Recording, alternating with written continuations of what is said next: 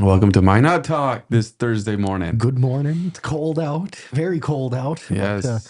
KH 106.9 been keeping us in all the feels with the cold. Yeah, You you can just feel it whenever they post right now. can feel the windshield just going through the walls. And speaking of weather, it wasn't cold. It was heated at City Council on Tuesday night. Dude, it's like he spends time in front of a mirror now practicing his segues. I'm sorry. It's What we're going to get you for Christmas is a segue. once again. Well, I guess we've had people say that they're a lot more manageable than I anticipated. So I will try a segue if you get me a segue, Jonathan. He'll try a segue. But Yeah. the problem is when other people do a segue, he doesn't always catch on. I know sometimes Right away, because mine are so. I try to make mine so blatant most of the Okay, time, but gotcha. I'm also kind of slow at times. So, yeah, but the blatant segues aren't as fun. No, I know it's the subtle, nuanced ones. Where you're that like, have- oh, wait, yeah, that was so good. exactly. I think it's good because I came up with it just Okay, like see, that. Wham bam. Sorry, I like it. We have a ton to go over today. It's a packed deal. Yeah. So there was this State of the State address. Yep, and special legislative session is in session. It is happening It's as we happening. speak. For a couple days. Yep, they're going to be going through probably for sure through today, good chance through tomorrow, and there's always a chance it could get extended to Monday, but I think they'll wrap up by tomorrow. Gotcha. So that's happening. We had- Top hot topic issues down there is rural health care. Yep. And school And school lunches. lunches. And there's a few other things going on down there too. I think there was like 25 bills that they're going over, something like that. But those are the two biggest things getting the Who headlines. knew school lunches would be the hot topic of 2025 and 2026? I mean, 2026 we knew it was going to be. Yeah, like it was But picking up 2025, steam I don't in think we knew. 25. Yeah, I don't think we anticipated that. no, coming into this, it was known that this was We going to thought pull off. property taxes was the thing. Yeah, it's there is a bill that's talking about property taxes. It's talks about the distribution of and how that $1,600 credit gets spread out and makes it a little simplifies kind of how that process would Gotcha. go. So just housekeeping. Yeah. But yeah, Then of Dude, course still not sure about the school lunch stuff. But yeah, go ahead. there was a city council meeting on Tuesday. There was? Yes, I On was Tuesday. there. Why Tuesday? 'Cause it was a holiday on Monday. Oh, We had the new Minot Library Director Josh Picca here on Tuesday. Make sure you check that out on YouTube if you haven't seen it yet. yeah. But, We had problems with Facebook. Looks like it's resolved. should be at least, fingers crossed. Hopefully everybody can hear us today too. Hear me at least today. Yeah. Audio should be all working. But big city council meeting on Tuesday night. We're going to go all through that. Got a bunch to talk about on that. LPRs, alcohol ordinances, the city pound, and a whole bunch more. Dude, it's going to be a good episode. Yep. And guess what? The good episodes don't end. Like, they continue on into next week. Yep. Then this is, On Tuesday, we'll have some somewhat breaking news. yeah, it's going to be Tuesday's going to be fun. Next That'll be week fun. in general is going to be fun. And We've then got- on Thursday, we have City Engineer Lance Meyer. exactly. We've got a bunch of That guests should be coming a up good next week. conversation. Going to be a fun time. On top of that, we kick off our Election Central next week. It's happening. It is Going to start some beginning. candidate interviews, focusing mainly on the greater Minot area. So basically Ward County, if you would. Yeah. Might do a couple throughout the state still, but that's where the main ones are going to happen. Mm-hmm. So that's something you can look forward to, seeing the initial, at least one interview come out next week on the Election Central. I'm excited. I'm I excited look about those forward ones to it, too. man. I think those are going to be some good. That's the whole reason you pulled me into the Dakotan in the first place was Election Central 2 years ago. And now here we are. What a crazy effort. And I didn't even get that far. You went hard though. You were trying. I was trying, You were man. trying so I hard 2 years ago. emailed every single, Candidate. almost every single candidate. Yeah. Maybe not every single candidate. I emailed a lot of candidates, and then I was like, dude, this is actually going to be impossible because these guys are falling out faster than I can get them interviewed. Like, yeah, you would interview someone and then they'd drop out. or everything. Yeah, it's like, okay, like, this is not working. Not After the ideal. primary is more successful, but then basically the whole thing's decided. So It's the way it goes sometimes. this year we're focusing on the greater Ward County area. Yeah, so we're going to try and really focus in, hone in. So you want your Election Central, your experts on the Minot and Greater Ward County area They're right here. election headquarters. You're looking at them. It's us. Hi, I'm Kyler. And we will do some statewide elections for sure. and Yep. maybe some hot topic races. We pull in a little bit of state audience. We might do some hot Exactly. topic races. Exactly. That D7 race down in Dude, Bismarck, that one, I'm that's an looking forward to exciting one. Yeah. Yeah, that's an interesting race. So that's kind of like an overview. This is our new format. Yes. Yeah, it's our new Welcome format. No more countdown. First 5 minutes, we kind of We're just shoot the breeze, kind of let you know what's coming for let today. you know where we're at, and then dive in. So Minot City Council meeting. All right. So first off, like 6 hours in total, like 7 hours in total, frankly, if you're Mayor Janser and like Chief Fry and some of the guys that were there. They had special meetings earlier. 3:30, there was a officer swearing in for some new Minot Police Department officers. And then at 4:30, there was a special city council meeting that was a hearing over the liquor license for M&S concessions at the Trax building by the new hospital. Long story short, they purchased that license in 2021, paid on it until 2024, when obviously Epic Company and thus the Trax building fell apart, not literally, figuratively, I mean. And since that point in time, this company that's had the liquor license stopped paying on it and with intentions to sell it. They haven't been able to sell it. They asked for some time extensions on it, and now fast forward to January of 26, and they've had to effectively give it back to the city now. So there will be an extra liquor license for sale from the city coming up. Well, that's interesting. That was the first little part, and then we go into the real. Yeah, but we can talk about that. There's a little bit here and they also talked about it at city council meeting as well, where they made final rulings. But kind of like maybe an unexpected blowback from the whole Epic falling out. Yeah, some things you don't expect to see come to light from it. And again, this is one of those. They bought the liquor license almost 5 years ago in anticipation that this place would have been done a couple years ago now, which is already an exception, because I believe after you buy a liquor license, you have to start using it pretty soon afterwards. I think within the first year is the expectation. I'm curious how hard they went and pursued selling it, and I have no idea what the answer to that question is, because I mean that's got to be a significant investment. They paid $100,005 for it. To the 5 on their bid. Yes. Got him. But you make a great point. That is something that's a sizable investment, and it's $100,000. You got $100,000 you want to just blow? I wish I had $100,000. Not even to blow. I mean, we could do some. We could get the fourth mic. Yeah, darn right. Yeah, man, we only have 3. Wow. What the heck? We have 4. We have like 6. Let's be honest. Well, now we might be lying. But times are tough. Yeah, we sold some mics. It happens. After the special session wrapped up, that lasted maybe a half hour. There was a little gap. Then 5:30, the regular meeting starts. City manager Tom Joyce is back. Shout out to him. Glad to see he's feeling better. Missed the last few meetings there. Was kind of a bummer. Exactly. They started off that meeting. There was about an hour-long discussion over the pay scale of some different positions in the city. This was such an interesting conversation. It was, and most of it centered around the city clerk's base position, which if it should be held in like the 68th or 69th percentile of the pay grade scale. And it was, there was also discussion on what would happen with the city assistant city manager position. That one I think is a little bit more. That one's easier to talk about. Yeah. I felt like it was very difficult to talk about the clerk because she's sitting right there. Yeah. And not just because she's sitting right there, but because it's a filled role. And so they were having difficulty, and maybe not difficulty, but there was a lot of discussion about making sure that it was dehumanizing what they were talking about. We're not talking about Michaela. Yeah, because they're talking about the position. They're separating the position from the person because right. In theory, they're talking about if this position were to go vacant, where would it start out at as a baseline? Right. And it took a bit of work to kind of agree on something. Do you think there. That where they came was good? I think I would like to think so. I guess I don't know specifically. I see the city clerk does a lot, but I don't specifically know. And you don't know what the difficult part was. Sometimes you have somebody that excels in their role, and it feels like Michaela does. And you don't know if some of what you're getting is because of they're just excelling, or if that's something that you just expect as a standard. 100%. I think an interesting part about this conversation that revolved around the fact that there was a recommendation by HR, and they have a system where they go and they grade these things, and it was acknowledged that this is an imperfect system, but it's a baseline. And then the Civil Service Commission it said, no, we think it should be higher.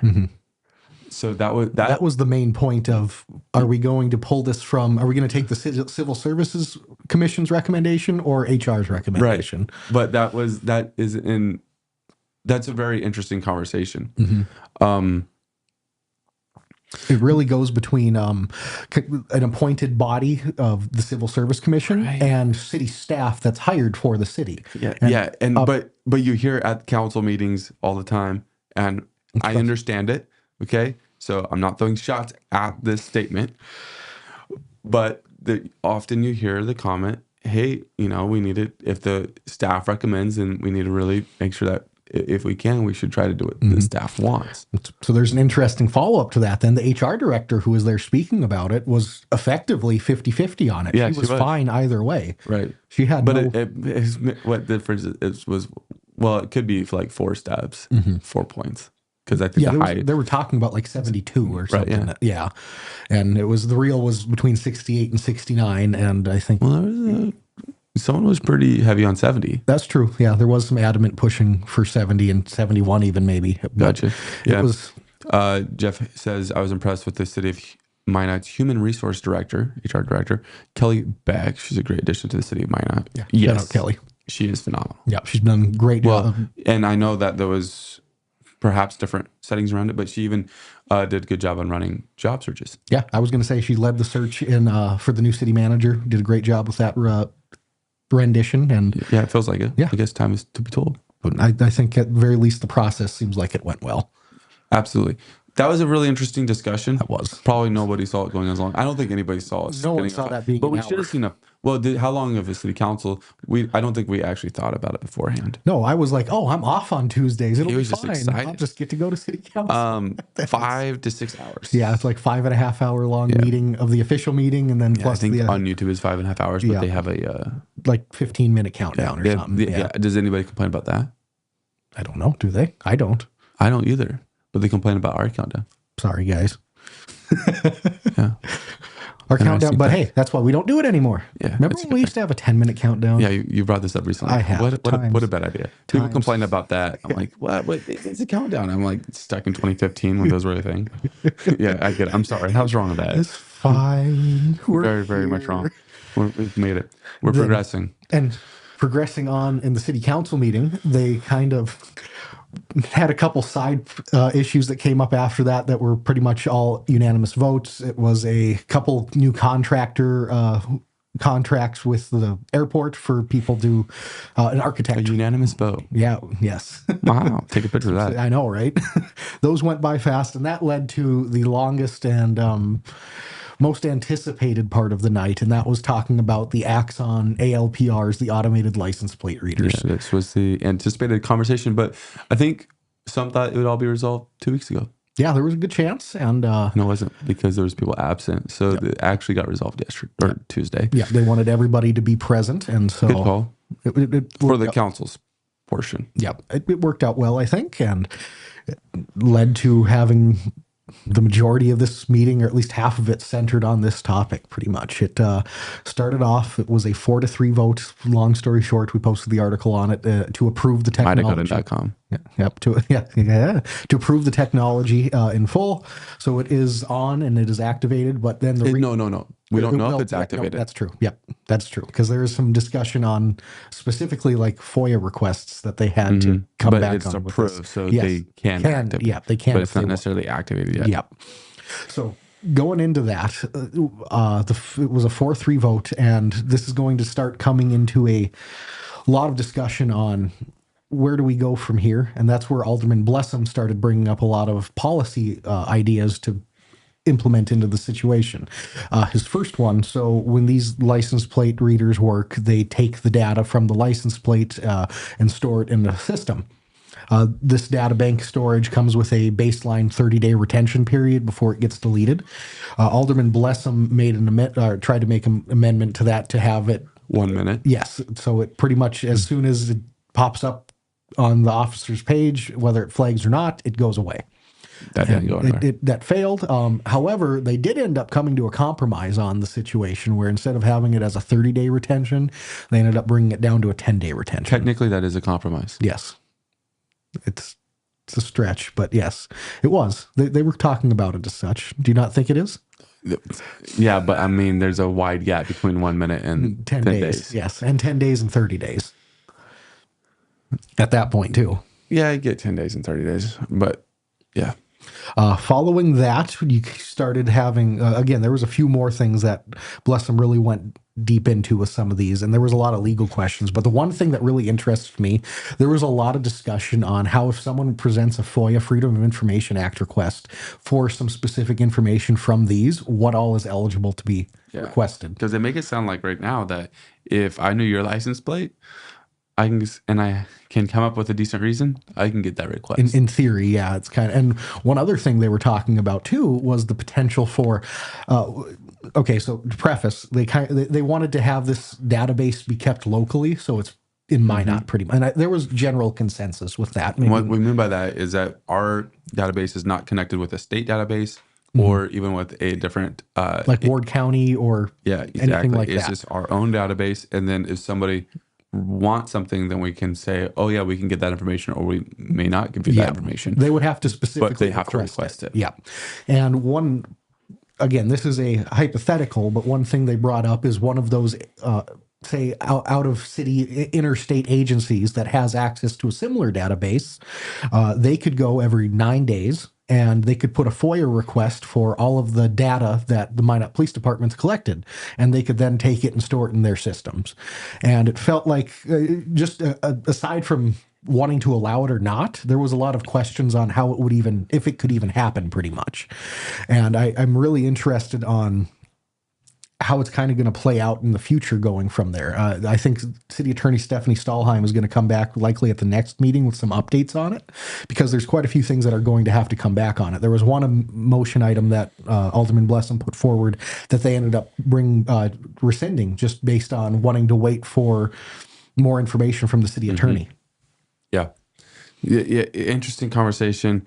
Some it feels like the ones that are for it simply say we want to do everything that we can to get criminals off the street. The ones that are against it say we want to do everything we can to keep our personal data private.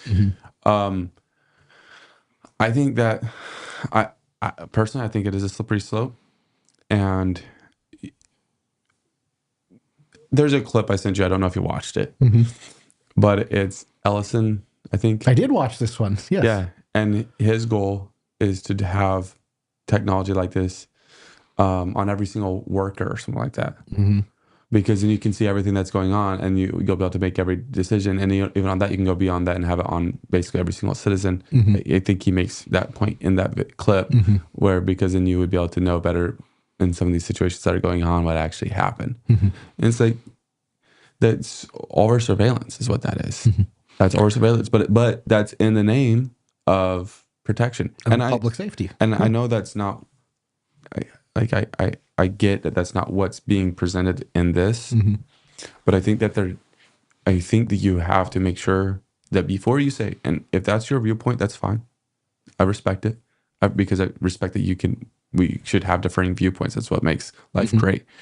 But I think that you really have to balance this out in the grand scheme of things, rather than just looking at it as, hey, this is for helping police officers, and trying to silo the argument to be that simple of a statement. I think that's important. No, you make a great point with that. And one thing I've said to a few people is, my stance on it personally is big picture. This is a drop in the bucket of the grand scheme of quote unquote government surveillance. Yeah. And because if they wanted to, they have the ability to, they could watch us doing this from our laptop webcams if they really wanted to. That ability is possible, and it's out there. That's not a question. And so in theory, the ability to watch our license plate numbers and where they're at in a given time in a situation, that's not really a big deal. Big picture wise, it's a small drop in the bucket. However, principally speaking, it just allowing it to happen where you live feels like it's opening up a potential for a box of a Pandora's box that you really don't want in a local setting. Yeah, no, I agree. Paul says if you have a cell phone, you're already being tracked, even if you say no when they ask you. I get that the more you live life, the more, I mean, when you have a credit card and you use that, they can track that. there's a lot of things that you are getting tracked, and I understand that. Definitely an interesting deal, but fact of the matter is, decision's done. There's some safeguards or some apparent perceived safeguards that are trying to be put into place, and we'll see where that takes us. Yeah. And one other of those safeguards that they did put into place was they made it so that those data searches could only be done by police department captains and the investigations lieutenant. I was gonna and then put that out, yeah. that the approval then so for them to do it, it still has to be approved by either the chief or deputy chief as well. Honestly, this was probably out of all of them. I liked the one about the data retention, trying to keep that lower, but I think I liked this one the most because the data retention, I don't know, but this one, it seemed like, okay, that's actually protecting from abuse.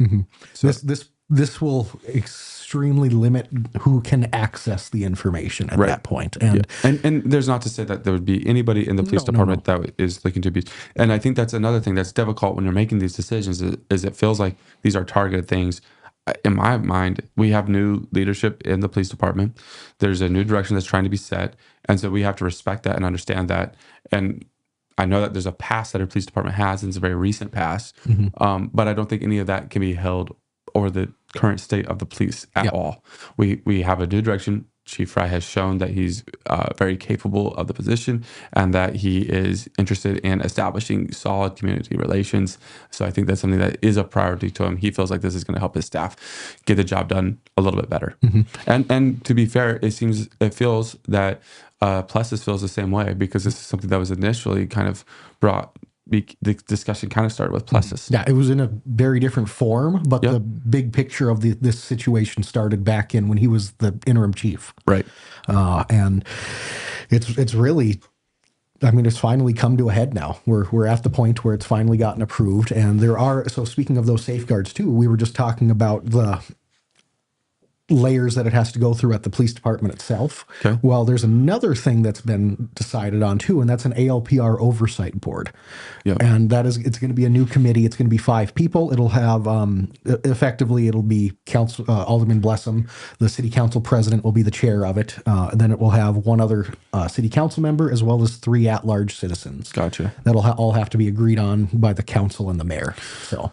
Yeah, and then that's good. And that's going to meet monthly? To start, it will meet monthly to just check the searches that happened, make sure there's nothing questionable going on there. Just as it's rolled out. And then maybe the meeting... It kind of seemed like, in theory, the intention would be for it to have to meet less and less over time. Yeah, it seems like quarterly would be the good basis for that. An idea of yearly was thrown out there. I understand it, but... That could get to be some big dumps in there. Right, that could be. So data-wise. So... I think quarterly would be the deal. But yeah, it's interesting. Well, I'm stumbling around because there'll be a good reason to throw it back at me after I say this. I'm shooting from the hip right here, but it almost feels like it borderline falls into the area of the Civil Service Commission. At least to a degree, I could see that. It feels like this is something that they... To be fair, this feels like something they should be messing with more than the pay scale. Yeah, I can see that. That's a fair one though. I can definitely see where you're coming from on that. And going forward, there was a couple things then that were also talked about that we kind of touched on a little bit, and that was a motion to prohibit data sharing beyond a single case. And there was talk about, if other places want some data from us, they have the potential to do so with a warrant, but they can only do so in like an individual case setting. They can't just start grabbing data dumps from us. And that's one of those things where it really went to the point of, hey, we need to look into this a little deeper from a legal perspective to see how this plays out, not just in the city level, but at a state, not just state, but interstate, but intrastate level as well, where you're having potentially places in South Dakota, California, wherever it might be, having to request this information. And so this is going to end up going further than just the city attorney. There's a chance she might even have to talk and speak with the attorney general on the situation with this one.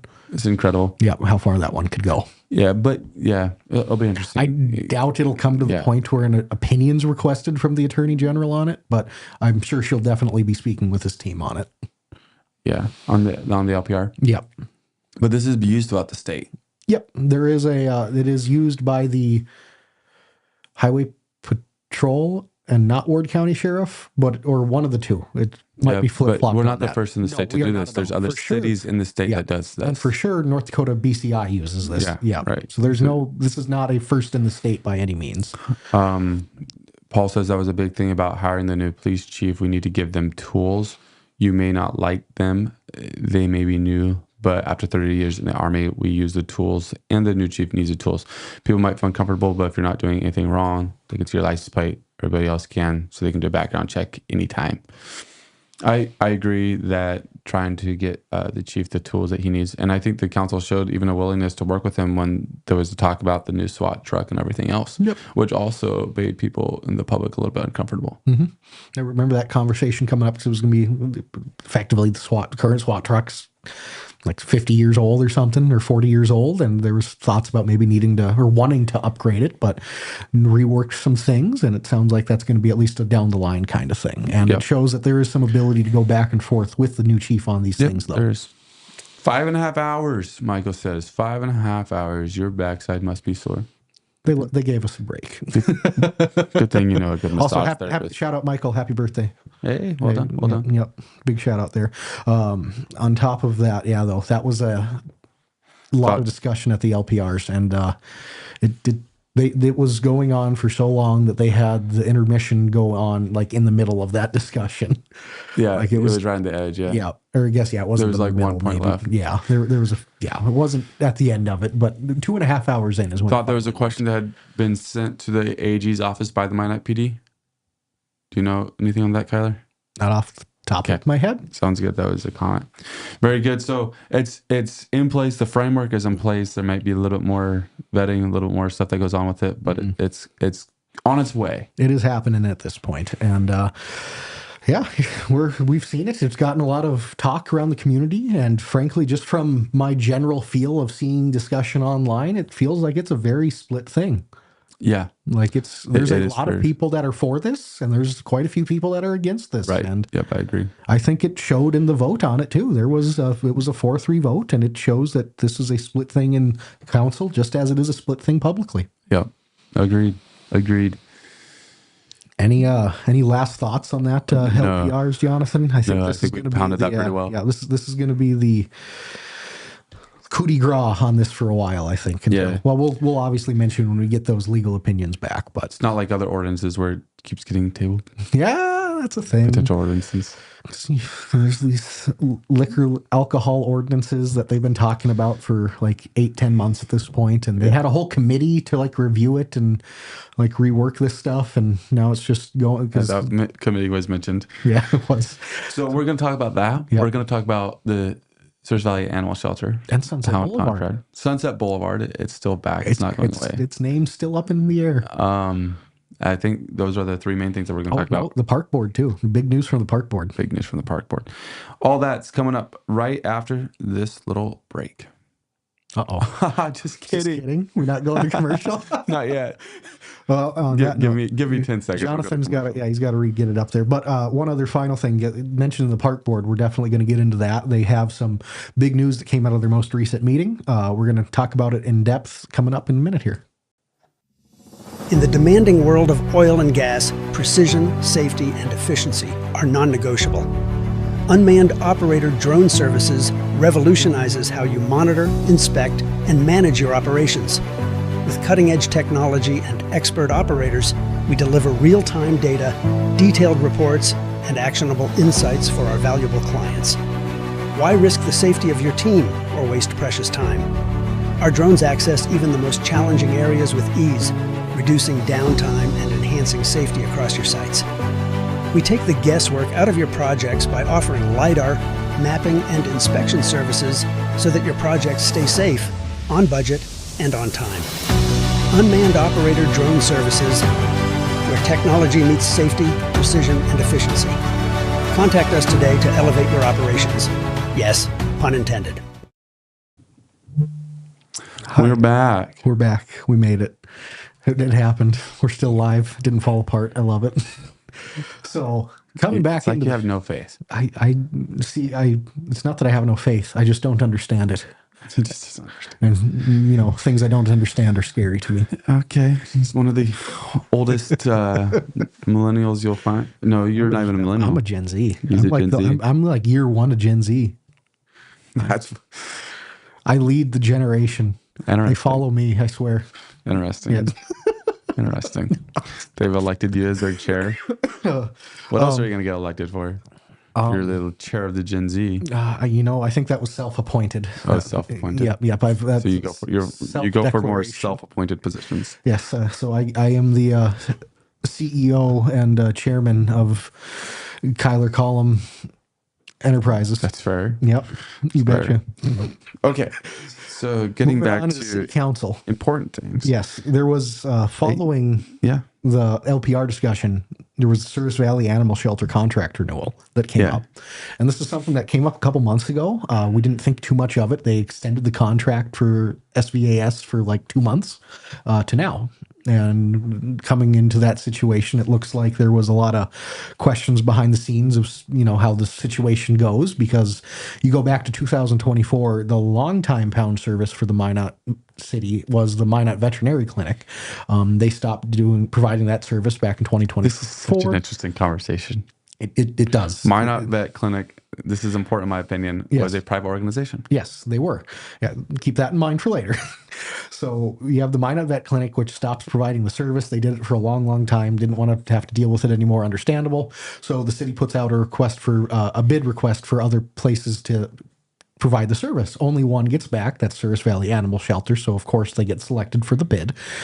And it's I think a 2-year like a year and a half long contract to start with, something. That was when they first got it. It was just a year contract. Or it was a year. Yep. Okay. It was like 2 months ago they extended it to now. It was approved in towards the end of 24. Started January 1, 25, and then it basically expired at the end of the year, and then they approved it to go through this month. Well, this week, and coming back to the negotiations on that, then you had Alderman Fuller who suggested going month to month with Service Valley Animal Shelter through June. And why is that? Well, there were some financial documents that the city of Minot wanted to receive from Service Valley Animal Shelter, and a lot of those documents have tax filing deadlines that aren't until May of some time. And so, you know, if we give them till the end of June, in theory, they can get these documents back to us, kind of deal, before we can then go on with the full term contract. And Service Valley Animal Shelter was not a fan of that. They came back and said they did not want to go month to month. They wanted to have the 2 or 3 year contract like was originally talked about in the RFP. Right. And that actually is a little bit of a sticking point in this whole conversation. There's this RFP that the city puts out, and I believe Service Valley was the only one that responded to it. And so then they kept referring back to the requirements that were set in that RFP. And that brought the animal shelter back into, you know, where do we want to go forward with this? Do we want to give out this information, which apparently, according to him, the company doesn't have to do so, or the animal shelter doesn't have to do so. And they wouldn't. So basically, he's saying, you guys didn't request it when you did the RFP. Exactly. We're not just going to give you the information. No. And so then Fuller comes back and says, well, in theory, can't we just redo the RFP? Yep. And they can. In theory, they can. Because they're saying if you did make it a requirement, then that would be a material change to the RFP, and you guys would be outside the procurement laws. And this is like literally being said, like you guys would be in violation if you guys did that. So there's actually a semi-contentious negotiation that's going on right here. In real time. Yeah, in real time. This is not just something that is like, oh, we don't see eye to eye here. No, there's a little bit of contention that is being felt during this conversation. 90% of city council, normally the stuff that discussed up there is they know what's going to be discussed and the general lines of where the conversation's going to go. This last night was on Tuesday night was a real-time discussion, effectively. Yeah. And it was really interesting to see happen. And I'm going to get to this more in a minute, but you really saw a unified council up there, and it was a really interesting situation. So, all right. So you're talking about the back and forth. What? Go ahead. Oh, go ahead. I was going to say before we got there, and I was going to get back to the back and forth. Yeah. But. So the back and forth that's happening here basically what it revolves around, in my opinion, is two key things. One, some of the council members wanted financial transparency from Surf Valley Animal Shelter. And then there's another side. And we'll get to that one. So the question is this something that should be required? Understand, like we mentioned already, Minot Vet Clinic was a Private organization. And to my knowledge, there wasn't financials that were shown. It's Finance Director Dave Lakefield pointed out, this is an uncommon thing. You guys are not just giving money to these people. They provide a service that is billed. Right. This is a service that you guys are paying for. So it's not common for there to be financials requested back. It's not like a one-for-one kind of thing here. But there's a point that wasn't directly made, but was being made by Alderman Fuller that said, okay, that's essentially fine. He didn't make it in response to Lakefield, but essentially he's saying it's fine about all that stuff. But if we're going to enter into a 2 to 3 year contract with you guys, we want to know that we're going to be able to, you guys are going to be able to fulfill the 2 to 3 contract. Why is that important? If you go to the board annual summary that's provided by the Surf Valley Animal Shelter on their own website, the SVAS financial summary for 2024, income was $577K, representing a 233% increase from 2023. This figure includes a $130,000 donation from the Severson A. Hart family, which is earmarked specifically for expenses related to the opening of our new clinic. Expenses were $645,000 with no increase from the previous year. So their expenses did not go up. Their income went up, and they were still in deficit in their operating. Sure. And then their investments accounts currently stood at $46,000. This was something that came at the end of 2024. And it was reported on by the Minot Daily at the time, and there's stuff that they were trying to do. And I'm not saying that this nonprofit is going to go away. This nonprofit is in jeopardy, but there was concerns from the city saying, "Hey, that's fine. We want to do this 2 to 3 year contract, but we want to know that you guys are going to be able to fulfill services for this 2 to 3 years." Yep. And it's especially important because that 2025 is that first full year that they have been in charge of the pound. So to see those services and those numbers come through on that, and it would be to be clear though, this was through 2024. Yeah. So we haven't seen 2025 numbers. Exactly. And that's what so much of this question is about right now. Right. Is when can we even see them? Right. Yeah. And that's where that first point of contention with council came from. And yeah, it sounded like maybe there was, it didn't sound like it went deep on where is the money that we're giving guys being spent. Sound like there was a little bit. It's more, but and they did go with like how much are we paying for this? And there was a feeling from council that they were getting overcharged. The city's getting overcharged on it. Who knows? But it sounds like it's not an agreement. It's not that it sounds like it is not an agreement where the city's going to give the pound $200,000 and call it good.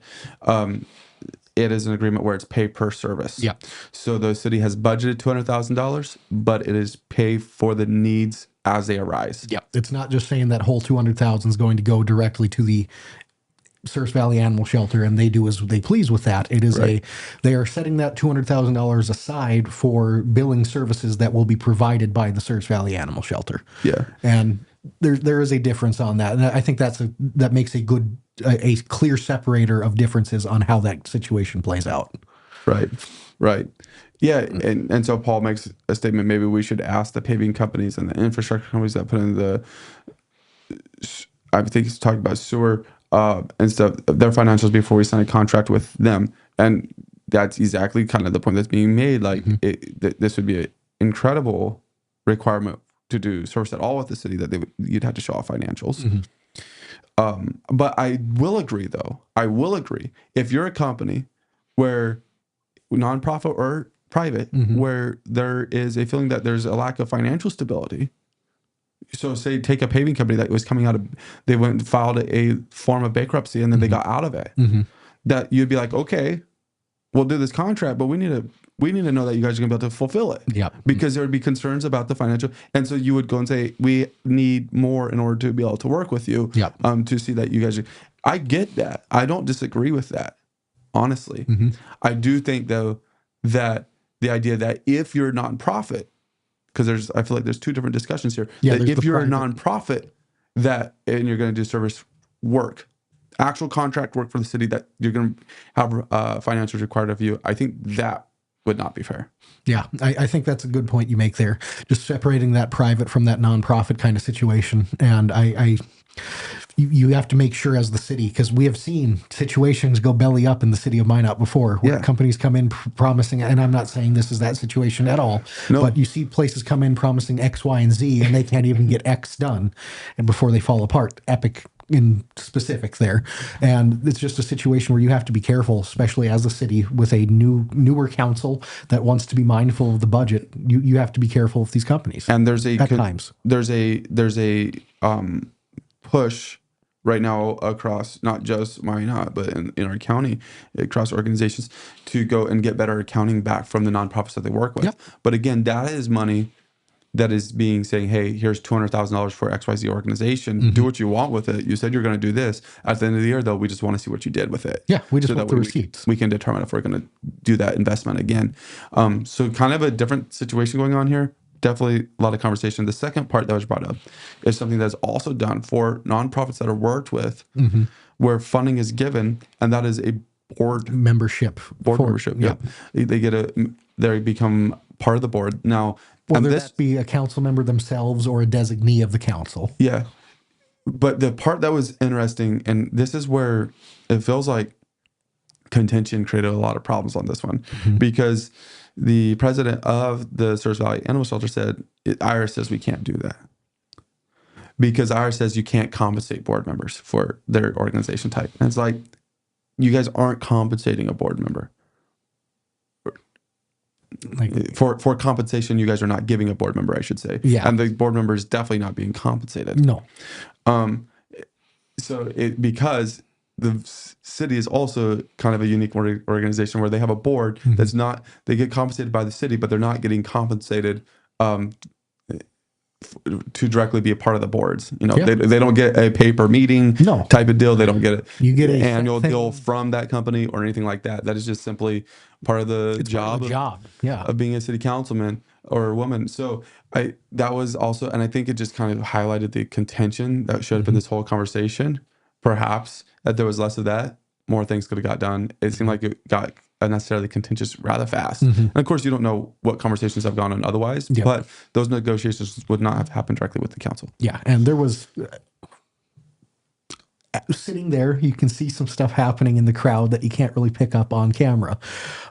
So after the director of the animal shelter sat down, the council continued the discussion a little bit, and there were some points where, you know, they were pretty much asking like, hey, if we do X, is the animal shelter like amicable to doing that? Like, specifically, they went and said, hey, if we extend the contract through the end of this week, would the animal shelter be amicable to continue negotiations? And you have to have a middleman, one of the police officers there, go back and discuss it with the president of the animal shelter who's sitting in the back of the audience, and then come up and you would see that, and he'd come back up and say, they're okay, they're open to that. And I saw that a little bit on camera, but you got to see more of that. Comment, Connie says, how did the council miss requiring financials in 24? Didn't the animal shelter have financial issues in the past? Yeah, we did read some of those financial issues that is on their website. And there's been other things around, and I believe it was a concern at the time, but it wasn't. I think no financial disclosures were required. And I think so much of it had, or maybe not so much, but at least a little bit of it had to do with the fact that it was the only place that responded to the RFP. I think you're probably right, but I think that the concern for me, and I just want to be very clear about this, I don't necessarily have a problem with the council requiring the financial disclosures. I think what needs to be separated, though, is that if you're working with a company that you feel is in financial jeopardy, maybe that's a stipulation that gets put in place, but it's not simply because if you're a nonprofit that the city's going to require financial disclosures no matter what, whether you're doing service work or whether you're getting funding. Yeah. I think there needs to be a distinction there. Yeah. Because if the path that the city is going is that if you're a nonprofit and you're going to do work for the city, or we're going to give you funding, either way, we want all your financial disclosures. I think that's a heavy ask. Yeah, I feel it can be at times unnecessary, and it might be a little too much. But like you said, if you can have a stipulation in there of some varying level of language that says, hey, if the city has a feeling or if there has been proof in the recent past that this company is financially unsound, then they have the ability to request for more. There's a $1,200 admin fee that goes to Source Valley every month from the city. Other than that, I did not see any recurring money that was going to the animal shelter. Everything per the else contract is billed. Is billed per service, per service. I'm not saying that the contract's fair or anything like that. I'm just saying that this isn't a deal where we're going to give them $100,000 up front and then they might walk away 2 months from now. Yeah. And in that case, there would be places and situations that would be much more opportune to be asking for those financials in that situation rather than the one we see here. Yeah, for sure. So I think there's wherever you stand at that's fine. Stand on that is fine. And I agree that if you feel like a company's in financial, that perhaps you want to have more documentation. I get that. It was mentioned about banking and loans, so that's the way it works. If there's feeling like, wait, we don't see something, we need more documentation to make sure that this is all good. I totally understand that. I'm not disagreeing with that at all. I just think that there needs to be a delineation between the two. Yeah. Otherwise, you might get into some uncharted waters. Yep, and you can start getting to a point where then all this, like Minot talks about wanting to be friendly to business owners. Well, all of a sudden you can be unfriendly to nonprofits, which are a important and vital thing in this Minot's community as well. Yeah, and right. You got to be able to play both sides of that coin. Yeah. Question. In hindsight, do you think we should have required financial info for Project B or Epic on the Big M building? So for Project B, yes. In hindsight, of course. Well, yeah, but Project B, yes, because it was a funding request.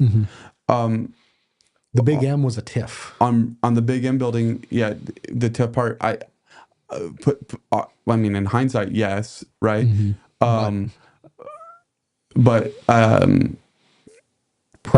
that one there maybe, but there needed to be a reason for it, in my opinion. Yeah, because if you're going, like, it again goes to the paving example. If we're going to do that, and you're like, this company, we need to make sure that this is a good, legit company. We need to do more research. Great, fantastic. There's a reason why you feel that way. Great, ask more documentation. But any Forest Service work, should we be asking for that as a requirement up front to see? I assume that there's already certain vetting that happens with these vendors to make sure that they have the licenses that they need and everything like that that's going on. Yeah, they're at least remotely upstanding and are able to do the job. And yeah, I just don't want the city of Minot to go into a place where it's too far in one thing and you just make people not want to even try to bid for things because even saying that they're not. And we're making that discussion way bigger than what it is. 100%. Yeah, we're taking this further than it has gone anywhere at this point. But just don't want to take that risk to go into that place. Yeah, for sure. And to be fair, I think it was a fantastic conversation, and I'm mostly on the city side on the whole deal. I think, though, that there just needs to be a delineation between those two things.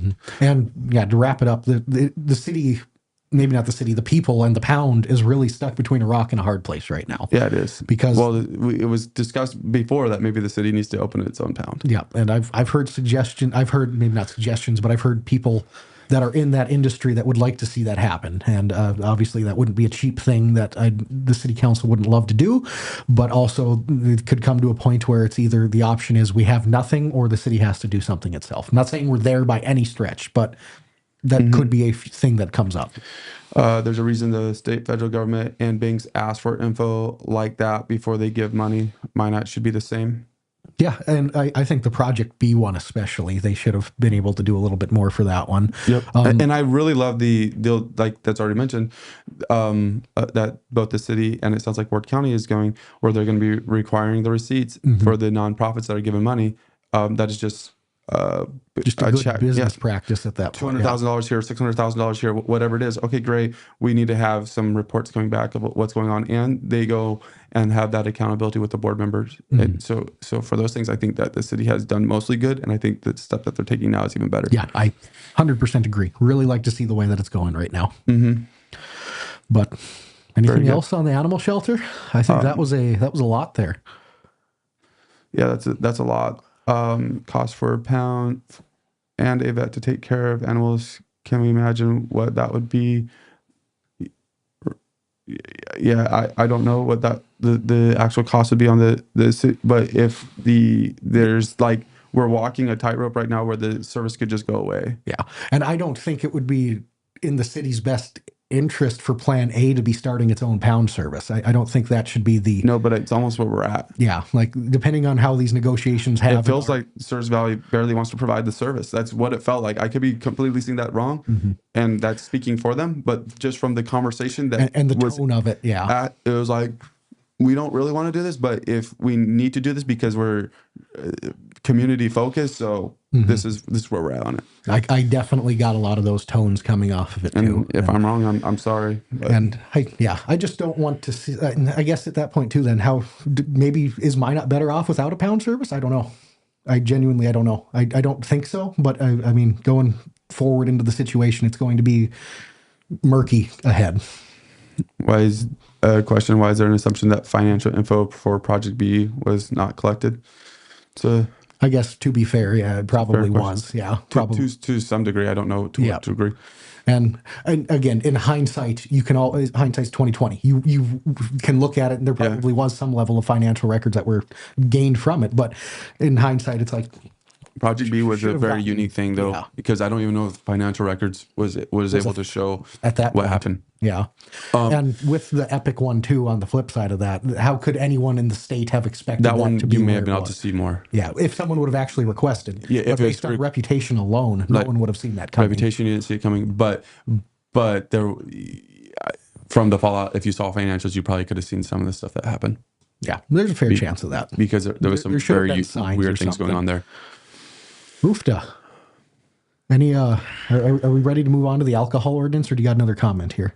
Well, another comment comes in. Finding vet care is already nearly impossible in the area. Starting a city council pound will have serious issues unless they hire an on-staff vet. So that's fine, but if the point that I'm making though is if the service goes away, then what are you going to do? Because you have one service that is submitting in bid on this RFP, and it seems like it's not this fantastic relationship to the same level of relationship that was had with the Minot Vet Clinic. It feels like there's a different viewpoint on this one. So if that service goes away, what are you going to do? At that point, I suppose. I mean, you don't have to start a city pound. I guess it can just be that we won't be concerned about that stuff. You would just have to rely on the private organizations that take care of similar issues. And there just wouldn't be a service in Minot, and maybe that's the best path forward then. Like the if Hairball concerned about that. Animal Empowerment League, things like that. And I mean, that maybe that is the best. I don't know. I don't know. I'm not sure on that. Yeah, I'm not like advocating for the city to start one. I'm just saying that it's looking like there's less and less options here. And that conversation will at least probably have to happen. Yeah. And again, not advocating for that, but yeah. Very interesting deal. We still got more stuff to talk about. Gosh, we do. There was a little bit of talk on the alcohol ordinance on Tuesday as well. They went back and forth on that, and long story short, it's we'll table this one just like they did till March. Yeah. One update, the big conversation topic piece was about what the supper club license should be and how it should be delineated. Should you have that 150 person requirement on it or not? And again, this is another thing that got tabled until March, and it's a situation that's still developing. Yeah, absolutely. There'll be more conversations had on that. There's a lot of wordsmithing with that. It'll be interesting to see once this is all done if it passes. Yeah, if it will, that will be an interesting portion of it. Because at this point it has gone.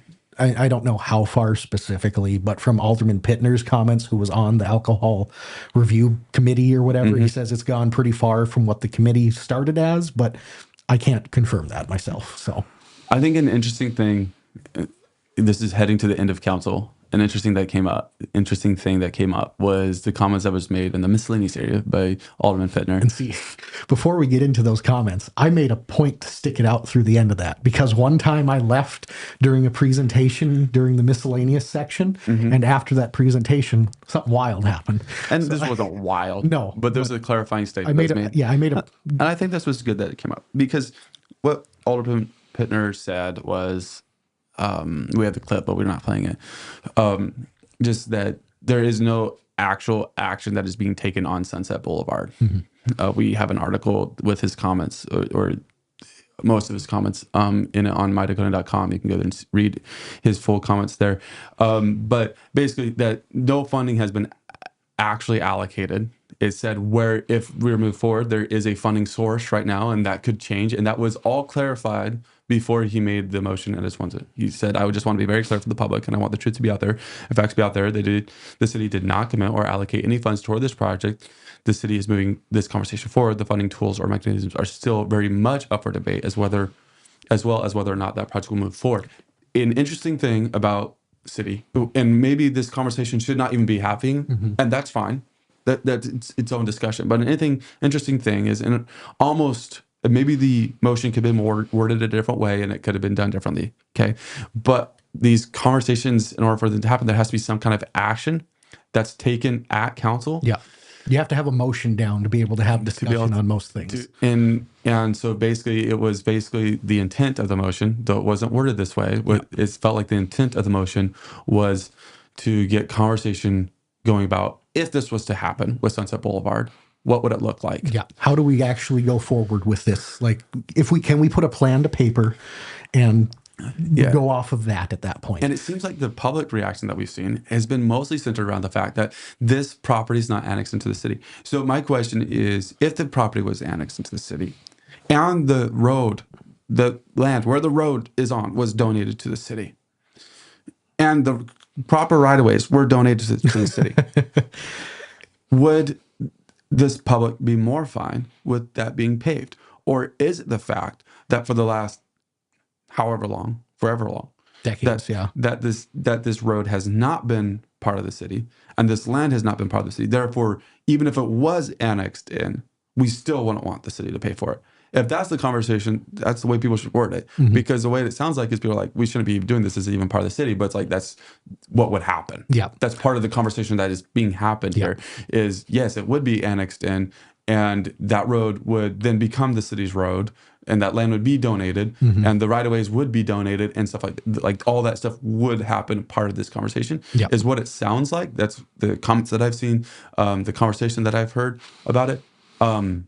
Yeah, it's really an interesting thing, kind of how it's playing out there too. And they really want to go forward with getting the city's team together with the private owner's engineers and his team to try to get something worked out. And if they can figure out a solution here, then it'll be presented. That's when it comes up at some point. That's what will happen. It'll be presented. There was a question from, I believe, Alderman Folder. Did they direct staff to find a funding source after the vote? What happened, the way that I saw it happen, is that before there was a funding source that was given, infrastructure, sales tax infrastructure dollars. But before the vote, it was asked of assistant city manager, but of finance director Dave Lakefield, because he was filling in for the city manager. That's why I said assistant. He was filling in for city manager Tom Joyce because he was not able to be present. If the funding source could be changed at a future date, or if this was just going to be, we were locking ourselves in. He wanted to make sure that we were not locking ourselves in. And so I think that's the interesting part. I know that there's a ton of conversation that's been had on this, ton of back and forth, but it feels like if you don't want it paved, you don't want it paved. Fine, cool. Yeah. But it feels like some of the other conversations are premature on it. Yeah. A lot of it. In my viewpoint. So much of this has to still boil to the surface. We have to see what kind of plans come out of this. We have, again, like you said, there's a rough funding source for the whole thing out there, and that's fine and good. But at this point, they have to actually come up with a legitimate proposal that's agreeable to both sides to bring back to council to vote on. Yeah. And that's what I think the interesting thing is going to be, is how is that dynamic going to look like? Is the property owner going to want to budge or donate anything when he's already been pretty lenient in some cases to the city? Yeah. On the flip side, is the city staff going to think it's actually practical to do some of this stuff? What kind of services does that road need? How much power, water, sewer lines does it need to be run under there? How much extra is that going to take out of it? Does the city actually want to put that into its part of its responsibility? And again, I think we've touched on this, and I said it for sure at this point online, but if we can't come to an agreement on it, why keep the road open at this stage? Yeah, I understand the emergency access part, but past that, I don't. Yeah, but the emergency access part, I mean, they have to keep the road open then. I know. That's, excuse me, I get that's why it is open. Right. But past that, I don't. Right. I don't know why. It'll be interesting to see if something does change after this conversation. If the city doesn't move forward. And I get the reason why the city wouldn't move forward with it. Yeah.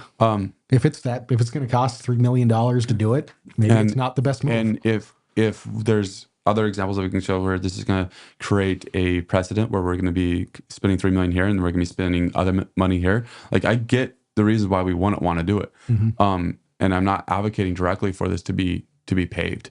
I think that the property owner should have money into it. Yeah. I think that both parties should have skin in the game, as they like to say. Yeah, absolutely. I think that there's a lot of things that need to be worked out in order for it to happen. I just don't think we're at the point where this is a done deal. As even some reports out there were saying, city approves plan to pave Sunset Boulevard. Like there was no plan. That was just made me second guess myself for like a week straight there, guys. Come on. But again, on the top of that whole thing too, now you have to look at, again, I just want to look big picture at the entire thing. You look at it on a map, where this is, where the road's at in correlation to Minot and everything else. And just regardless of the minutia and the realistic part of it, how is that not part of Minot? Like it's inside the bypass. It is right next to major subdivision, and it's right south of a major school and also new developing area. It's going into the heart of Minot almost, but it's still technically not. Yes, part. That is the big kicking. It has nothing to do with should it be paved or not. Everyone in the city knows it should be paved. The question is, why should the citizens pay for something that has never paid it? And that's a great point, and I don't disagree with that point at all. Yeah. I don't disagree with that at all. I think that's where the conversation needs to be centered on, for sure. Yeah. But there's some of the conversation that seen just from various places online that basically, I've already said most of the points with it, but it's like, this isn't city land. This isn't, and as though and it's portrayed as though the city is going to go pave a road that's not part of the city. Like in theory, that we would just keep it not part of the city, and we'll just go pave that road. Like in theory, if this thing's getting paved, it's becoming part of the city at that point. And again, the bigger question is should it be on the people of Minot to have to deal with that piving that? Right. And in the current situation, not a chance, and not even a little bit right now. Dr. Whitman has purposely kept it unannexed to have his taxes lower, and I get that part, and that's the part where you feel like if you're going to do what would be perceived as a favor, that you feel less willing to because there's not investment that has been paid in the past. Understand that all that part. I think that the idea of having specials on it, having some form of that, is a great way where the city does not go and pay for the road and just done deal. Where the city has a plan to get their money back. I think all that stuff is, if it's going to happen, stuff that needs to be looked at more, and something from that formation needs to happen. I 100% agree with that stuff, for sure. But now, at the point where it's currently at, obviously the city has to maintain it because of that emergency access stuff that's going on there. But again, we've discussed this, we've hashed it out. It is clear, it is far, far more than just emergency access that takes place at that road. A great point that's being made is it's a section line road, so it has to stay open per the township. But the city wouldn't have to maintain it. Yeah, okay. Because the city didn't always maintain it. Sure, yeah, it was priorly maintained by the county, I'm sure, I guess. Yeah, and they didn't do the best job maintaining it. I would be fine. Again, I understand it's an emergency road, so there's some specifics there, but I don't think the city, personally, opinion-wise, I don't think the city should have to maintain it right now. Yeah, it's this is a wildly contentious thing. It's crazy. That was almost as contentious as the pound right now. But great conversation on it. Where do we go from that? I mean, right now we'll find out in a couple of weeks, I'm sure. But yeah, I definitely, like, at the core of it, it gets annexed in. Okay, the landowner hasn't paid property taxes. Understand all that, city property taxes. Understand all that, but I don't think. To be clear, from my point of view, I don't think that the city should go and just have a blank check of, okay, let's pave the road. Yeah, pave it and then let them. I stand by what I said the first time that we talked about this, that there should be some agreement worked out with the specials. Yeah, that's fair. And again, and if he's not willing to do that, then he's not willing to do that. But there was a plan presented, and I think that there could be some negotiation on that. In my opinion, there could be some negotiation on that plan. But there is some. I do agree that the landowner needs to have some investment in, or some risk in, Yeah, and you have to, for that road. 100%. You have to have skin in the game on both sides on this. Yeah. Unless he completely just sells it outright, which I don't think is going to happen in any immediate future. And again, to look at the big picture of the whole thing, you look at it on a map, practically speaking, maybe this should be part of Minot. But on the flip side of that, you can't force that to be annexed into the city. What's that going to look like then? It's be some government overreach. Yeah, no, and there's no question about that. Yeah, and that's the whole, because again, this is not just as simple as pave the road. There's so much more depth to this thing. It has to be worked out, Yep. in the long run. Although, yeah, and I guess eventually Such a wild things one. will move on. I was wrong. It looks like section lines are maintained by the township, not the county. So, my but bad. nonetheless, whomever and I wasn't meaning to call out the county specifically. No. Whoever maintains that road didn't maintain it as well as the city has maintained that road. Yeah. Since they've taken over. Yeah, from everything I heard back in the day, that was like a minimum maintenance, like prairie trail. From what I'm told, I don't remember that by any means, but I don't remember back in the day, but I remember before the city maintained it. and like I said, during the winter, it was many times unpassable. Yeah, crazy stuff, man. Yeah, that's where we're at. I'm looking forward to the state of the city when that comes. Yes. That's got to be on the horizon, right? Be on it's on the docket, man. Feels like last year's state of the city was like 2 years ago. Yeah, there's a lot that happened. There was a lot that was happening while that was going on. Yeah. And that we didn't even know about. so we made comments in the moment of it, like something feels off. Like this doesn't feel like it should have this. It should have more than what's going on. And we were right. Yeah. In hindsight, there was a lot going on in the background that we weren't all the way privy to that came to light a little later. So Very soon after. it makes sense. It does. Well, Make sure to check us out today, this morning. We're doing another pizza review. It's time. It's number 5. We skipped Tuesday. We moved it to today because of a couple reasons. Where are we going? Staying on North Hill, maybe? I think it was maybe worst case scenario. Worst case scenario. Might stop by there. Alley. Try it out. Make sure we'll go live. That should be a good time. Make sure you check that out. Make sure you tune in next week. We're gonna have some good some. Tuesday going to have some great conversations, great guests, and then Thursday will be City Engineer Lance Meyer, and then a couple Election Central. Yep, going to be popping up. It's going to be exciting. We might not call it Election Central, but that's what it's called last time. So we're sticking with it for now. Thank you to everyone for the comments, for the conversation. Thank you everyone for helping this one. I feel like this was a great episode, and especially for everyone that commented down below. Appreciate all of you. Help drive the conversation. Greatly appreciated for everyone. Absolutely. Be sure to tune in this coming Tuesday, 9 a.m. We'll be back. Thanks for watching. Have a great rest of your day.